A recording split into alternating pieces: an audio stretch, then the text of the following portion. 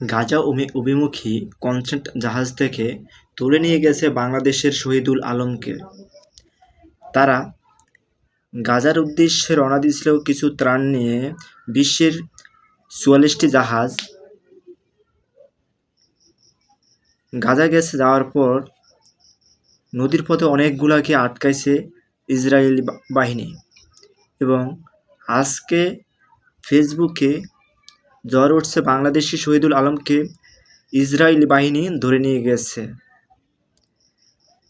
সত্যটা আমরা এখনও নিশ্চিত নই, কারণ বিভিন্ন ফেসবুক এবং ইউটিউবে আমরা দেখতে পারছি এবং যমুনা টেলিভিশনে দেখতে পারছি যে তাকে ধরে নিয়ে গেছে।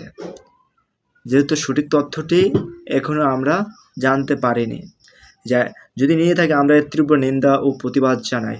আসুন আমরা সারা বিশ্বের মুসলিমরা বা বিশ্বে যারা শান্তি প্রতিষ্ঠা করতে চায় তারা সবাই প্রতিবাদ করি ইসরায়েলি বাহিনীর প্রতি।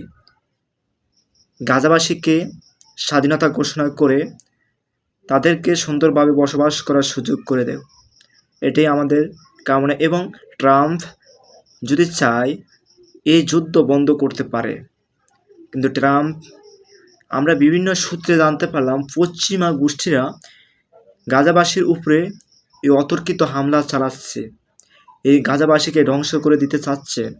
আমরা এর তীব্র নিন্দা জানাই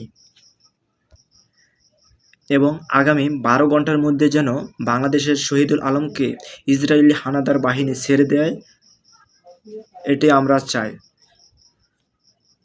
আর যারা আপনারা আমার এখনো চ্যানেলটি সাবস্ক্রাইব করেননি, আমার চ্যানেলটি সাবস্ক্রাইব করে নতুন নতুন ভিডিও পেতে পাশে থাকুন।